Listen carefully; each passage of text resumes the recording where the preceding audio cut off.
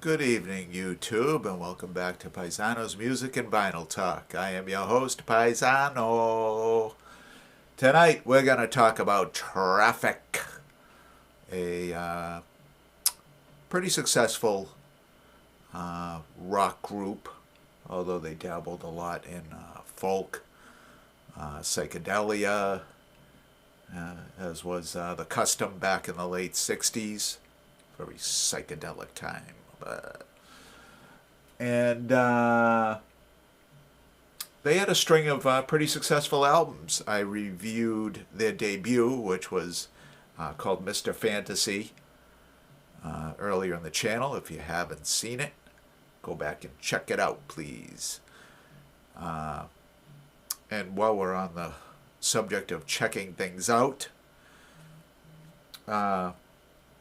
if you are new to the channel, welcome. We talk about rock and roll here. If you've been watching for some time and not yet subscribed, please subscribe. I love subscriptions and I love comments. Please keep them coming. We're going to talk about Traffic's second album tonight, and it's simply called Traffic. Very creative title. And this was the last album with Dave Mason, although I don't think it was the last. But he took off after this one. And he was a very creative force within this band, along with Steve Winwood, who proved to be one of the great talents of popular music all through the 60s, 70s, 80s.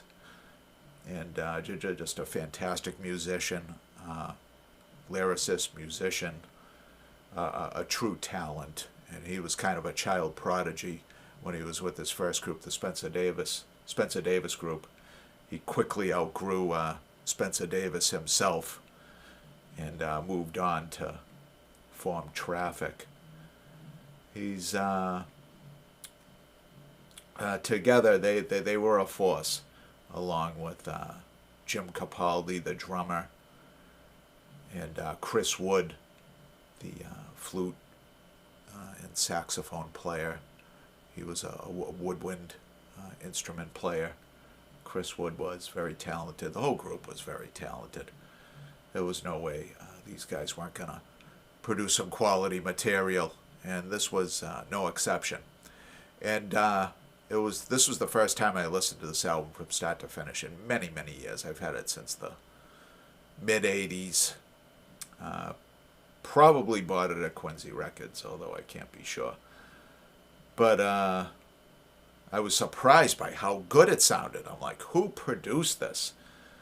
I mean, I wouldn't have been surprised if Steve Winwood himself produced it, but at the time he would have only been about 19 or 20 years old. He was extremely young.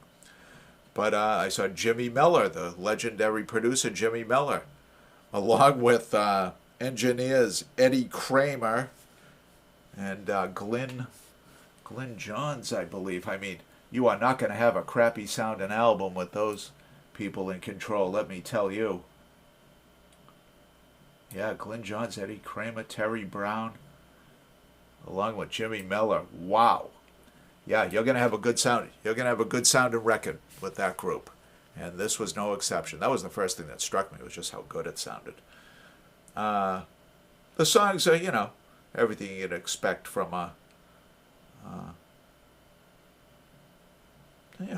somewhat experimental group.